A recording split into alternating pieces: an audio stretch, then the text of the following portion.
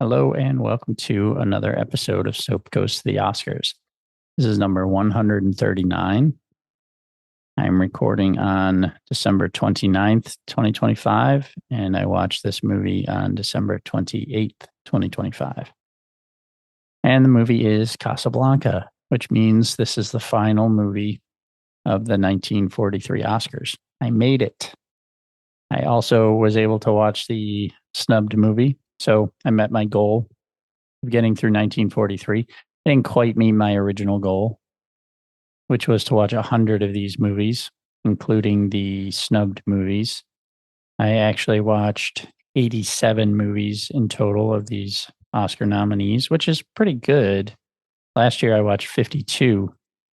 So that's a pretty good run this time around. To be more specific, I watched 52 of the Oscar nominees and last year and 79 this year, not including the snubbed movies. So 24 days to finish makes this the second shortest round for me. The last round, the 1942 Oscars, there were only 9 compared to 10, but I finished that in 19 days. The next closest was the 1937 Oscars, which I finished in 29 days. And one thing I'll say is, I finished the 42 Oscars on November 21st. I didn't start this round until December 4th. So there was like 13 days in between. I didn't watch anything.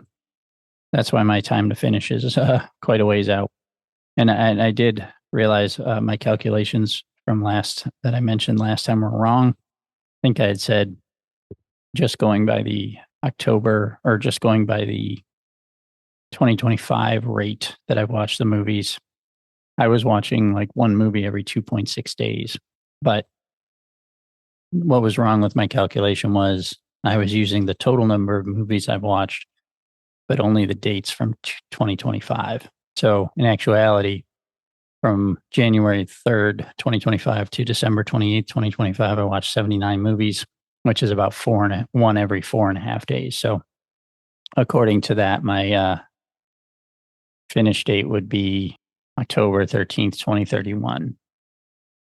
But starting back from the beginning in 2023, this is saying I'll finish in December of 2034. So anyway, enough of all that nonsense. Casablanca is a 1942 American romantic drama film directed by Michael Curtiz, starring Humphrey Bogart, Ingrid Bergman, Paul Honreid. Filmed and set during World War II, it focuses on an American expatriate, Bogart, who must choose between his love for a woman, Bergman, and helping her husband, Honreid. A Czechoslovak resistance leader escaped from the Vichy-controlled city of Casablanca to continue his fight against the Nazis. The screenplay is based on Everybody Comes to Rick's, an unproduced stage play by Murray Burnett and Joan Allison. The supporting cast features Claude Rains, Conrad Veidt, Sidney Greenstreet, Peter Lorre, and Dooley Wilson. Warner Brothers story editor Irene Diamond convinced producer Hal B. Wallace to purchase the film rights to the play in January 1942. Brothers Julius and Philip G. Epstein were initially assigned to write the script. However, despite studio resistance, they left to work on Frank Capra's Why We Fight series early in 1942. Howard Koch was assigned to the screenplay until the Epsteins returned a month later. Principal photography began on May 5th, 1942, ending on August 3rd. The film was shot entirely at Warner Brothers Studios in Burbank, California, with the exception of one sequence at Van Nuys Airport in Los Angeles.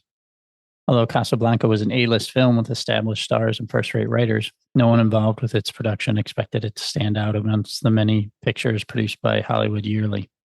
Casablanca was rushed into release to take advantage of the publicity from the Allied invasion of North Africa a few weeks earlier. It had its world premiere on November 26, 1942 in New York City, and was released nationally in the United States on January 23, 1943. The film was a solid, if unspectacular, success in its initial run. It was nominated for 9 Academy Awards. Outstanding Motion Picture, which it won. Best Director for Michael Curtiz, which it won. Best Actor Humphrey Bogart. Best Supporting Actor Claude Rains. Best Screenplay, which it won. Best Cinematography, Black and White. Best Film Editing. Best Scoring of a Dramatic or Comedy Picture. Its reputation had gradually grown to the point that its lead characters' memorable lines and pervasive theme song have all become iconic, and it consistently ranks near the top of lists of the greatest films in history. In the inaugural class of 1989, the United States Library of Congress selected the film as one of the first for preservation in the National Film Registry. The film's copyright was renewed in 1970 and will enter the public domain in the U.S. and countries with the rule of the shorter term on January 1st, 2038.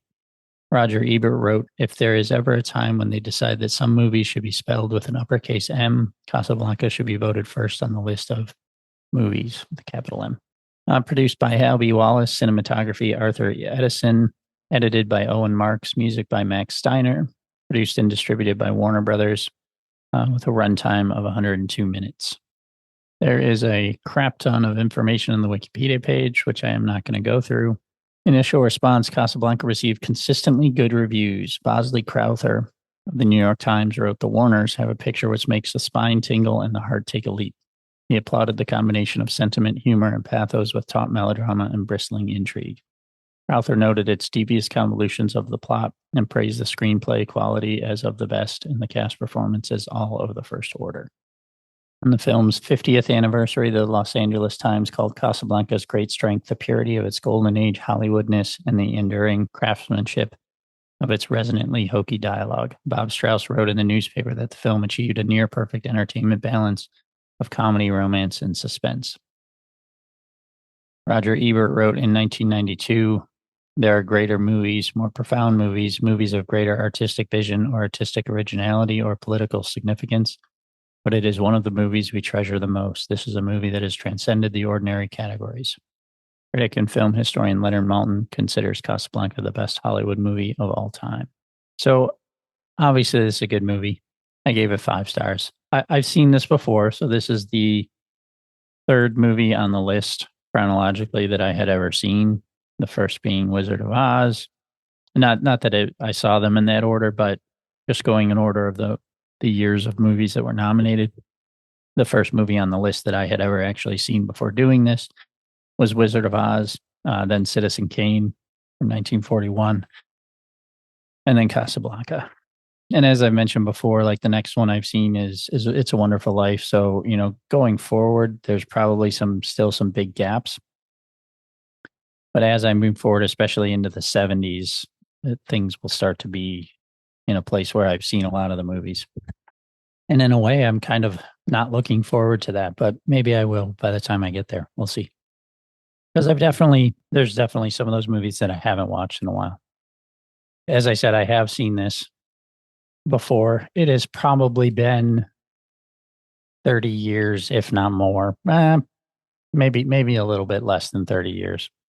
Sometime in the 90s was the first and only time I ever watched this. And that is a shame because it is an amazing movie. Something I've discovered through watching a lot of these nominated movies is that, there are certain actors that pop up that I've really come to like, and Claude Rains is one of them. The first time I watched Casablanca, that was probably the first and only thing I'd ever seen him in. But now, having watched a lot of these movies, he really is a outstanding actor, and in this especially. Also, I have found that up to this point, I didn't really like anything I've seen Bogart in. I didn't really like the movies that much, and I didn't really like him that much.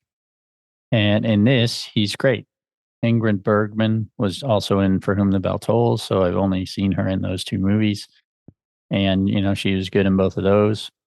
But yeah, great cast. It is a great script. It's it's not overly long. It's like an hour and 42 minutes. So it's tolerable. And yeah, just I'm ranting and raving now, but it is definitely a 5-star movie. I forgot to mention this one was available on HBO Max, so I didn't pay anything extra for it, which brings my total amount of $2.95 with an average of 30 cents a movie. I also forgot. I'm sure everybody will be upset. So having finished this, I've watched 137 of the movies, which is about 22.5%. Total spent is $308.15. So my average so far is $2.25. The total minutes watched so far is 14,860, which is 247 hours and 40 minutes, which is a total of 10.32 days. And that is only the nominated movies. That's not including the snub movies. I'm going to cut it there because I'm just kind of rambling. As I said, there's a ton of stuff in the Wikipedia. If anybody wants to read that, check it out there. But yeah, awesome movie. No surprise. I knew it going in because I'd seen it before. But having been so long, I sort of forgot how good it was. So I'm happy that I made it through the 1943 Oscars before the end of 2025. I probably won't start anything new until into 2026. But I'll see you then with the 1944 Oscars. See you later.